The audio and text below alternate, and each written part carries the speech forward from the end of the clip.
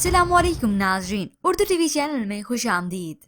Viewers, drama serial फासिक के next episode में आप देखेंगे बिलाखिर आज फातिमा की रुखसती का दिन भी आ गया। वो बहुत खुश है।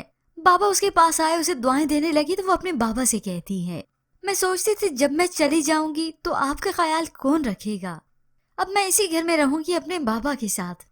वालिद अपनी बेटी के सर पर शफकत का हाथ रखते हैं और यहाँ से चले गए। मगर क्या मालूम था कि फातिमा की जिंदगी में अब क्या होने वाला है। फातिमा दुल्हन बनकर तैयार हो चुकी है, सारी तैयारी पूरी हो चुकी हैं। मगर उमैर का कोई अता पता नहीं। न उसने फोन पर कोई रिस्पॉन्स दिया और न ही उसका कोई अता पता है।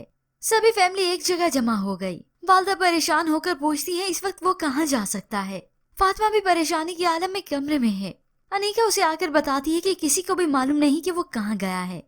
तो फिर आखिर यूं ही कुछ ही देर के बाद फातिमा का कॉन्टेक्ट उमैर से हो जाता है और आखिर उमैर अपने मकसद में कामयाब रहा। ये जो तुम्हारा गरूर था आज मैंने सब टुकड़े टुकड़े कर दिया। हालांकि उसने रिक्वेस्ट की, दुआएं दी, इल्तिजा की, मगर उमैर कुछ नहीं सुनता। आखिर फातिमा इस बात पे कंप्रोमाइज करती है कि तुम जैसे रखोगे मैं वैसे रह लूंगी, प्लीज उमैर मुझसे शादी कर लो। तो उमैर उसी वक्त उसकी बोलती बंद करवा देता है। तुम्हारे आंसू मेरे दिल पर अब कोई असर नहीं करने वाले। फातिमा रोती रह गई। उसके पास तो सिवाय रोने के कुछ था ही नहीं। उसने तो सिर्फ और सिर्फ अल्लाह की खुशनुदी के लिए ये सब कुछ किया। मगर उमैर इस कदर घटिया निकलेगा ये फातिमा कभी सोच भी नहीं सकती थी।